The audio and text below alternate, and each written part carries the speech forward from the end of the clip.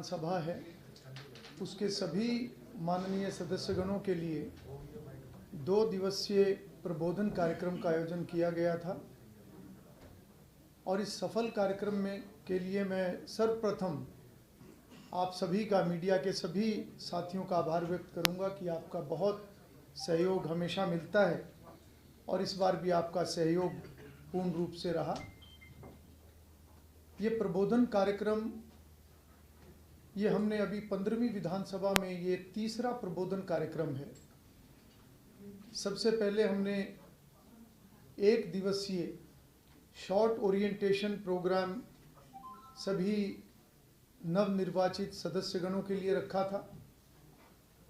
उसके बाद जनवरी महीने में हमने हरियाणा विधानसभा के सभी अधिकारियों और कर्मचारियों के लिए 2 दिवसीय ट्रेनिंग सेशन रखा था, जो लोकसभा के सहयोग से जो उनकी एक संस्था है प्राइड, जो न केवल भारत में बल्कि इंटरनेशनल लेवल पर भी वो ट्रेनिंग देने का काम करते हैं। और उसी प्राइड संस्था के माध्यम से हमने अभी 2 दिवसीय जो प्रबोधन कार्यक्रम फिर से जो सदस्यगणों के लिए रखा है वो एक सफल कार्यक्रम रहा है और निश्चित रूप से सभी सदस्यगणों को इसका बहुत लाभ होगा। इसके लिए मैं लोकसभा के माननीय अध्यक्ष श्री ओम बिरला जी का बहुत बहुत आभार व्यक्त करूंगा और विशेष रूप से वो इस 2 दिवसीय सेशन के उद्घाटन सत्र में खुद रहे। 3.5 घंटे उन्होंने समय यहाँ पर दिया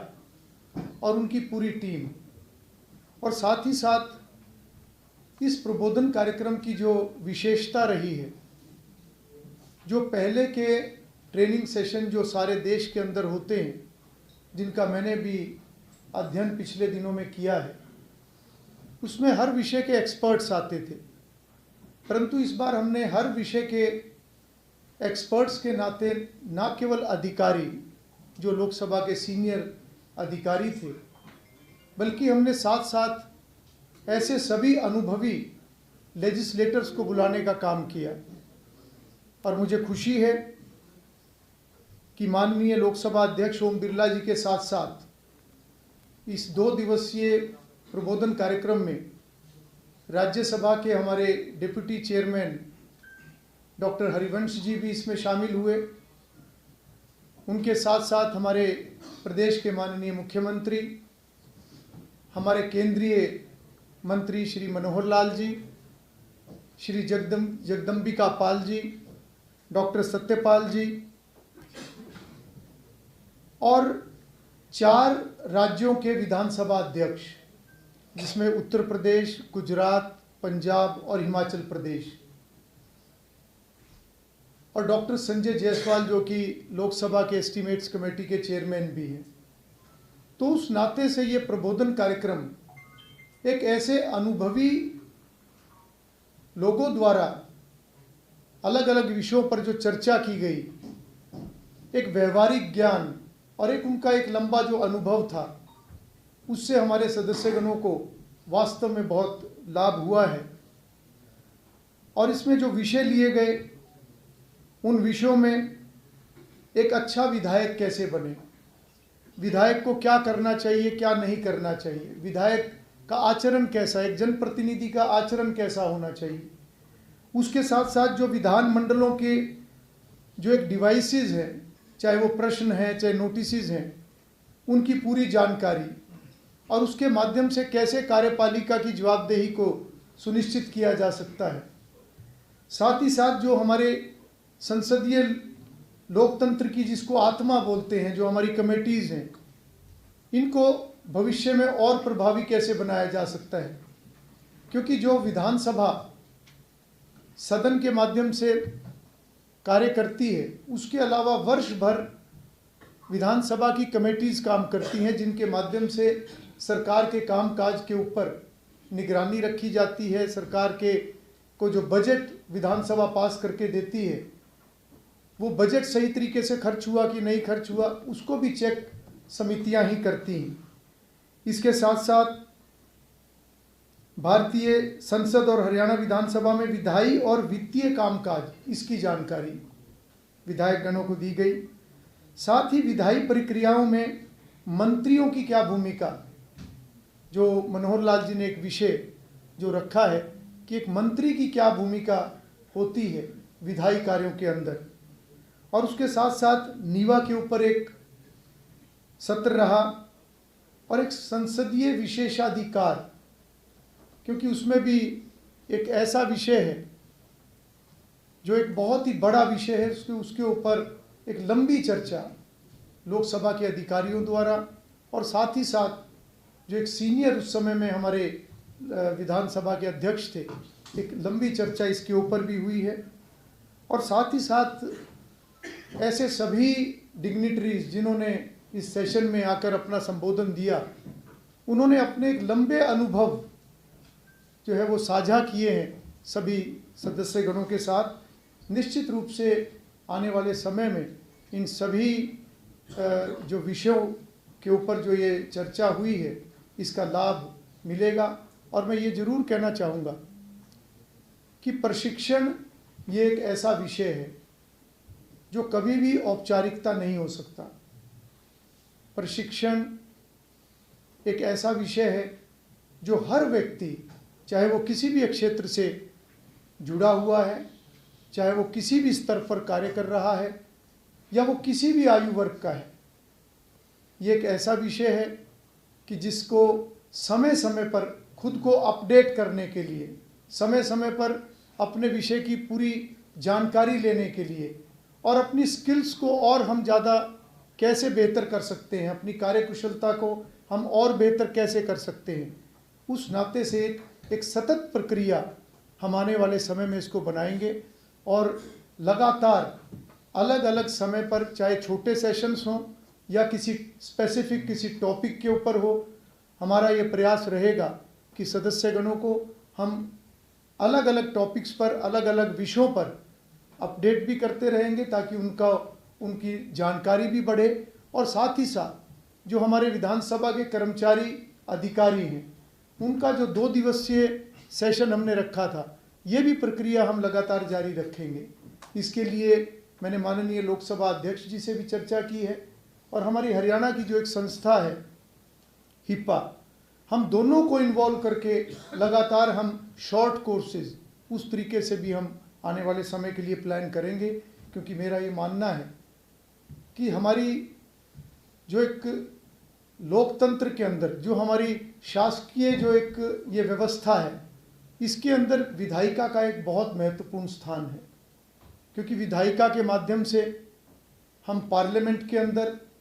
हम सभी विधानमंडलों के अंदर न केवल कानून निर्माण करने का काम करते हैं बल्कि उनका संशोधन और साथ ही साथ ऐसे सभी विषय जो प्रदेश भर के, देश के, वो सभी विषयों की चर्चा यहाँ पर होती है। और हमारा ये प्रयास रहेगा, क्योंकि 40 नए सदस्य 15वीं विधानसभा के अंदर चुनकर आए हैं, और हमारा ये प्रयास रहेगा कि हर सदस्य की रुचि विधायिका की तरफ बढ़े, हर सदस्य गंभीरता से विषयों का अध्ययन करे। और मुझे खुशी है इस बात की कि जितने भी चुनकर आए हुए सदस्य, जो नए सदस्य विशेष रूप से,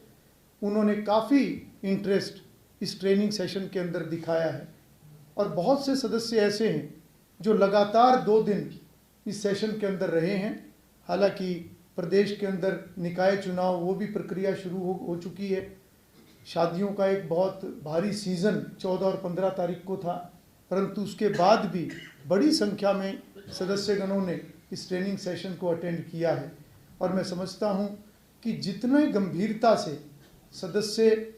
इस विषय को आगे बढ़ाएंगे, उतना ही न्याय न केवल एक जनप्रतिनिधि के नाते वो अपना कर पाएंगे, बल्कि साथ ही साथ एक जो प्रदेश के विषयों को लेकर, कानून निर्माण को लेकर एक न्याय हम लोगों के साथ कर पाएंगे। क्योंकि विधायिका जितनी प्रभावी होगी, उतना ही एक राष्ट्र निर्माण, प्रदेश की प्रगति, लोगों की भलाई के कार्य, इनका कहीं ना कहीं एक बेस जो है वो विधानमंडल है। और यहीं से कार्यपालिका को भी एक दिशा मिलती है और भविष्य के लिए कुछ योजनाएं जो हमने बनाई हैं, जिस प्रकार से प्रधानमंत्री श्री नरेंद्र मोदी जी ने एक विषय पिछले समय में निकाला है, और पिछले महीने जो पटना के अंदर हमारी all India presiding officers conference वहाँ पर हुई है, उसके अंदर भी इस विषय को माननीय लोकसभा अध्यक्ष श्री ओम बिरला जी ने आगे बढ़ाने का काम किया है। वन नेशन वन लेजिस्लेशन, एक राष्ट्र एक विधायिका, उस पर आज हमारा देश आगे बढ़ रहा है। एक ऐसे प्लेटफॉर्म का निर्माण जिसका काम शुरू हो चुका है, जिसके ऊपर पार्लियामेंट और हमारे देश के सभी विधानमंडल वो एक प्लेटफॉर्म के ऊपर होंगे। हर राज्य को किसी भी राज्य की जानकारी, हरियाणा असम की जानकारी ले सकता है, असम तमिलनाडु की जानकारी ले सकता है, और किसी भी विधानमंडल के अंदर कोई भी अच्छी प्रैक्टिस जो देश के किसी भी स्टेट के अंदर जिसको शुरू किया है उसको बाकी स्टेट्स भी फॉलो कर सके, उस नाते से इस प्रकार की एक जानकारी एक प्लेटफॉर्म के ऊपर होगी। और साथ ही साथ टेक्नोलॉजी को आगे बढ़ाते हुए एआई बेस्ड, जो कि एक आर्टिफिशियल इंटेलिजेंस के माध्यम से कैसे हर टॉपिक को उस प्लेटफॉर्म के ऊपर हम लेके आएँ, हर जानकारी को उस प्लेटफॉर्म के अंदर हम लेकर आएँ, कैसे हमारे जो सीनियर पार्लियामेंटेरियंस हैं उनकी स्पीचेस हैं, उनके वक्तव्य हैं, उनके जो भी उन्होंने समय समय पर अलग अलग विधानमंडलों में पार्लियामेंट के अंदर जो भी उन्होंने अलग अलग विषयों के ऊपर अपनी बात रखी है, वो सब उस प्लेटफॉर्म के ऊपर उपलब्ध हों, ताकि नए चुनकर आए हुए सदस्य भी या अन्य सदस्य भी जिस विषय को खोजना चाहते हैं वो सब उसके ऊपर उपलब्ध होंगे। इसके ऊपर पार्लियामेंट ने काम शुरू कर दिया है। हरियाणा विधानसभा के अंदर भी हमने पिछले दिनों में एक प्रेजेंटेशन इस विषय की रखी थी, और हम भी पार्लियामेंट को फॉलो करते हुए हम आने वाले समय में इसको आगे बढ़ाने का काम करेंगे। और साथ ही साथ विधायी संस्थाओं को और प्रभावी बनाना, उनको मजबूत बनाना, ये भी जो पटना कॉन्फ्रेंस के अंदर ये भी एक प्रस्ताव पारित हुआ था, और उसके अंदर एक जो योजना बनी है कि हर राज्य के अंदर हम अपनी जितनी भी नीचे की विधायी संस्थाएं हैं, चाहे उसके अंदर हमारी पंचायती राज से जुड़ी हुई संस्थाएं हैं, चाहे उसके अंदर हमारी अर्बन लोकल बॉडी से जुड़ी हुई संस्थाएं हैं, चाहे उसके अंदर हमारे कोऑपरेटिव्स हैं, या ये विधायिका की और ज़्यादा जानकारी आम जन तक पहुँचे, हम स्टूडेंट्स को भी उसके अंदर इन्वॉल्व करेंगे। और हम ये योजना बनाएंगे कि आने वाले समय में हम लोकसभा के सहयोग से हरियाणा विधानसभा, हरियाणा प्रदेश के अंदर ऐसे सम्मेलनों का भी आयोजन, इसकी भी शुरुआत हम भविष्य में करेंगे, ताकि एक विधायिका की जानकारी आम जन तक ये पहुंच सके। और साथ ही साथ रिसर्च को लेकर भी एक विषय है, जो कि एक हमारे उस प्लेटफॉर्म के ऊपर ये भी एक विषय रहेगा। और कुल मिलाकर ये सारे इस एक्सरसाइज का जो मूल में जो है वो है कि सदस्यों की रुचि ज़्यादा से ज़्यादा बढ़े और सदस्य गंभीरता से इस विषय पर आगे बढ़ते हुए एक सार्थक चर्चा सदन के अंदर हो, ताकि उस सार्थक चर्चा के अंदर से जितनी भी एक समस्याएं हैं, हर एक क्षेत्र की बड़े बड़े मुद्दे हैं, उनकी एक अच्छी चर्चा होकर सरकार को एक समाधान विधानमंडलों के माध्यम से जाए, ताकि सरकार भी उसके ऊपर आगे काम कर सके। ऐसा प्रयास हमारा भविष्य में रहेगा कि विधायिका और प्रभावी हो, हमारी कमेटीज़ की वर्किंग और बेहतर हो, इस दिशा में मिलकर हम आगे बढ़ें। प्रबोधन कार्यक्रम में जितने विषयों पर चर्चा हुई है वो एक ऐसे विषय हैं जो कि एक आने वाले समय में वो अध्ययन का भी विषय है सभी सदस्यगणों के लिए, और उसके साथ साथ जो और भी कुछ सजेशंस आए हैं, क्योंकि इसमें ना केवल जो बाहर से आए हुए एक्सपर्ट्स थे या हमारे पार्लियामेंटेरियंस थे, इसके अंदर हमारे हरियाणा के बहुत सारे वरिष्ठ सदस्यों ने भी अपनी बात रखी है, जिसमें विशेष रूप से अगर मैं उल्लेख करूं, भारत भूषण बत्रा जी, अशोक अरोड़ा जी, हमारे उपाध्यक्ष कृष्णलाल मिड्डा जी, हमारे संसदीय कार्य मंत्री महिपाल डांडा जी, श्रीमती गीता बुक्कल जी, और उनके साथ साथ एक ऐसे सुझाव भी जो बीच में आए हैं, उनके भी निश्चित रूप से हम उनको आगे बढ़ाने का काम करेंगे। क्योंकि जो भी ये विषय हैं, कुल मिलाकर उद्देश्य सभी का एक है कि विधायिका और अधिक प्रभावी कैसे हो, और विधानमंडलों के माध्यम से हम विकसित भारत के एक जो संकल्प को लेकर आज सारा देश आगे बढ़ रहा है, उसमें हम अपना एक अच्छा योगदान कैसे सुनिश्चित करें। वास्तव में सदन लंबा चलना चाहिए, पर लंबा चलने के साथ साथ सदन में चर्चा सार्थक हो, वो उससे भी ज़्यादा इम्पोर्टेंट है। और मैंने सभी माननीय सदस्यगणों से ये बात कही है कि वो अपने विषय का अध्ययन करके आएँ, और बात रखने के बहुत सारे मौके मिलते हैं, चाहे वो गवर्नर एड्रेस के ऊपर है, चाहे वो बजट पे चर्चा की बात है, चाहे वो मोशंस मूव करके उसके ऊपर अपनी बात रखी जा सकती है, चाहे प्रश्न के माध्यम से सदस्य अपना विषय रख सकते हैं, चाहे 0 आवर के अंदर भी विषय रखने का उनको मौका मिलता है। तो ये बहुत सारे ऐसे एक डिवाइसेस हैं जिसके माध्यम से माननीय सदस्य अपनी बात को आगे रख सकते हैं, परंतु जिस विषय पर चर्चा हो, चर्चा उस विषय तक रहनी चाहिए। क्योंकि जब हम सप्लीमेंट्री के ऊपर चर्चा करते हैं, बजट के ऊपर चर्चा करते हैं, तो सप्लीमेंट्री में किस डिमांड के ऊपर सदस्य बोलना चाहे, अगर वो उस विषय के ऊपर अपनी बात रखेगा तो कम समय में वो एक अच्छा सुझाव दे सकते हैं। तो ये बात मैंने सभी सदस्यगणों को भी कही है कि समय की बिल्कुल कमी नहीं होगी, परंतु सार्थक चर्चा हो, विषय पर चर्चा हो। चर्चा लंबी होने से भी ज़्यादा महत्वपूर्ण है कि चर्चा सार्थक हो। संविधान ने जो एक व्यवस्था बनाई है, हमारी शासन तंत्र की जो 3 शाखाएं हैं, कोई टकराव का विषय नहीं है। संविधान ने सबको उनका रोल, उनकी सीमाएं, वो सारी तय हैं। चाहे वो विधायिका है, विधायिका का अपना रोल है, कार्यपालिका का अपना रोल है, न्यायपालिका का अपना रोल है। मैं समझता हूँ कि एक ऐसी व्यवस्था हमारे संविधान ने हमारे देश में जो दी हुई है, इसमें कहीं टकराव का कोई विषय नहीं है, बल्कि एक अच्छे तालमेल का विषय है। क्योंकि विधायिका कानून बनाती है, नीति निर्धारण होते हैं, और विधानमंडलों के अंदर पूरे प्रदेश की प्रगति को लेकर चर्चा होती है, लोगों की समस्याओं को लेकर चर्चा होती है। उस चर्चा में से समाधान निकलता है। इसलिए बात वहीं आएगी कि जितनी सार्थक चर्चा होगी, जितनी विषय पर चर्चा होगी, तो उसका समाधान भी निकलेगा। और जब समाधान निकलेगा, वो एक काम मिलेगा सरकार को, कार्यपालिका को, चाहे उसके अंदर हमारी सरकार है, चाहे प्रशासन है, चाहे हमारे अधिकारी हैं, और उसके ऊपर जब वो आगे बढ़ेंगे तो निश्चित रूप से लोगों का भला भी होगा, लोगों को न्याय भी मिलेगा। हम विधायिका के नाते ये प्रयास करेंगे कि हमारे माननीय सभी सदस्यगण एक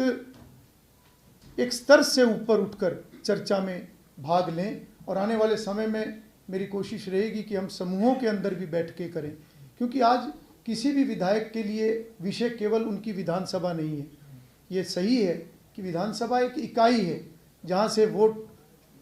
के माध्यम से उनको चुनकर एक प्रतिनिधि के रूप में भेजा जाता है, परंतु जब भी एक सदस्य विधानमंडल के अंदर जब वो आते हैं, तो उसके बाद पूरा प्रदेश देखना होता है, उसके बाद प्रदेश की प्रगति की तरफ ध्यान होना चाहिए। उसके बाद हमें जो हमारी भविष्य की चुनौतियां हैं, चाहे वो नशे के खिलाफ लड़ने की बात है, जिसके अंदर पूरे समाज को आज मिलकर इस विषय पर आगे बढ़ने की ज़रूरत है, चाहे आज पर्यावरण की बात है, आज ग्लोबल वार्मिंग, ये एक ऐसा विषय है कि जिसको आज हम पूरी दुनिया आज इसके एक प्रभाव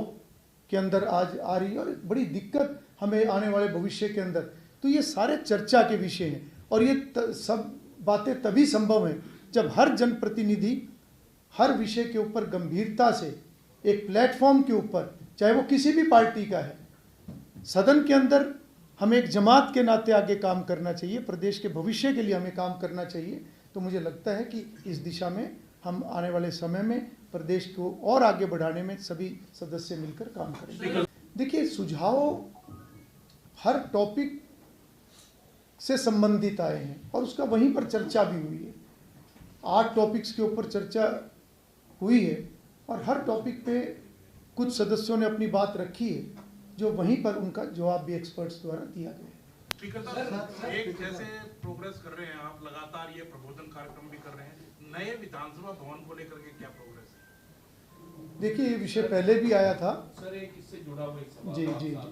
जी चंडीगढ़ एडमिनिस्ट्रेशन ने कहा है कि we will not accept plot in lieu of plot, we want to take money, तो उससे अब आप लोग कैसे प्रस्तुत करें? देखिए, ये सब एडमिनिस्ट्रेटिव फैसले ये होते हैं, नियम कानून के तहत जो है ये प्रक्रिया आगे बढ़ेगी। आज विषय है कि हरियाणा को अपना एक नया विधानसभा बनाना है, ये विषय है। उसके लिए हरियाणा सरकार ने चंडीगढ़ एडमिनिस्ट्रेशन से ज़मीन की डिमांड की है और वो ज़मीन की उपलब्धता की बेसिस पर होगी। वो एडमिनिस्ट्रेटिव विषय है, सरकार को, केंद्र सरकार को और यूटी को उसके ऊपर फैसला लेना है। पर निश्चित रूप से आने वाले समय में जब डिलिमिटेशन होगी उसमें सदस्यों की संख्या बढ़ने वाली है और एक नई विधानसभा बनाने का हमारा प्रस्ताव भी है और निश्चित रूप से एक अच्छा विधान भवन हम बनाने का काम करेंगे, जो कि एक लेटेस्ट टेक्नोलॉजी उसके अंदर होगी, लेटेस्ट उसके अंदर सभी सुविधाएं होंगी, सभी कमेटीज़ के लिए उसके अंदर ऑफिसेज होंगे, मिनिस्टर्स के ऑफिसेज होंगे, ऐसी सभी सुविधाएं उसके अंदर होंगी। उस दिशा में हम आगे बढ़ रहे हैं। देखिए, चाहे जनप्रतिनिधि है या सरकार या अधिकारी है, हम सबको एज ए टीम काम करना है और मुझे लगता है कि इसमें कहीं टकराव की कोई बात नहीं होती। इक्का दुक्का इस तरह की कभी कोई बात आती है तो विधानसभा में उसका प्रावधान है। अगर कोई सीरियस कोई इस प्रकार का इशू आता है तो उसको प्रिविलेज कमेटी या प्रोटोकॉल कमेटी को उसको रेफ़र किया जाता है और उसके बाद उसका संज्ञान भी लिया जाता है। पर मुझे लगता है कि कुछ घटनाओं को जनरलाइज हम नहीं कर सकते। कुल मिलाकर हमें एक टीम की तरह काम करना है और बहुत ज़्यादा इस तरह की दिक्कत नहीं होती। एक ऐसा विषय है जो हम अपना स्मार्टफोन यूज़ करते हुए भी या काम करते हुए हमें आभास होता है कि आज एआई का महत्व कितना बड़ा है। आज हम टाइप करते हैं तो अगला शब्द पहले ही आ जाता है कि क्या क्या संभावित शब्द हैं। तो एआई बेस्ड टेक्नोलॉजी को बढ़ावा देने का जो एक उद्देश्य है वो ये है कि जितनी भी हम इसके अंदर जानकारियाँ जो लेकर आएंगे एआई के माध्यम से, अगर कोई शब्द टाइप किया, कोई विषय टाइप किया, तो अगर वो शब्द एग्जैक्टली नहीं है तो उससे संबंधित वो विषय जो है उसके अंदर आ जाएगा, उससे संबंधित वीडियो है, उससे संबंधित बाकी मटेरियल है, वो उस पर उपलब्ध हो जाएगा। तो ये एक ऐसी टेक्नोलॉजी है कि उसका अगर सही इस्तेमाल हो तो वास्तव में ये बहुत फ्रूटफुल है। 0 आवर केवल एक माध्यम नहीं है। जैसा मैंने अभी बताया, किसी भी माननीय सदस्य को अपनी बात रखने के लिए, अपने विषय को आगे बढ़ाने के लिए बहुत सारे डिवाइसेस, चाहे वो मोशंस की बात है, चाहे क्वेश्चंस की बात है, चाहे वो 0 आवर की बात है, चाहे वो सप्लीमेंट्री के ऊपर अपनी बात रखने की बात है, चाहे बजट पे चर्चा करने की बात है या माननीय राज्यपाल के अभिभाषण के ऊपर चर्चा करने की बात है, तो बहुत सारे माध्यम हैं सदस्य को अपनी बात रखने का। और हर विषय एक प्रक्रिया के तहत आगे बढ़ता है और ट्रेनिंग सेशन का ये भी एक हेतु है कि बारीकियों की जानकारी सदस्यों को हो कि हमें क्या विषय रखना है और उसको आगे बढ़ाने का हमारे पास कौन सा डिवाइस, कौन सा मेथड, कौन सा तरीका। तो ये ट्रेनिंग का एक हेतु भी है और मैं समझता हूँ कि जितना अध्ययन सदस्यगण करेंगे उनको बहुत आसानी होगी, वो आसानी से अपनी बात को रख पाएंगे। और उसके लिए ज़रूरी है कि वो जो रूल्स ऑफ प्रोसीजर, इसकी पूरी जानकारी उनको भी हो। और यही हमारी कोशिश भी है कि हमारी विधानसभा का पूरा स्टाफ और अधिकारी जो कि ट्रेंड हैं और ट्रेंड वो हों और उनको विषय की जानकारी हो, ताकि किसी भी सदस्य को अगर कहीं पर असिस्टेंस की ज़रूरत है तो हमारा स्टाफ, हमारे अधिकारी उनको एक सही राय, सटीक राय दे सके और सही जानकारी दे सके। देखिए, बहुत अच्छी रुचि सबने दिखाई है और लगभग सभी सत्रों में जो अटेंडेंस थी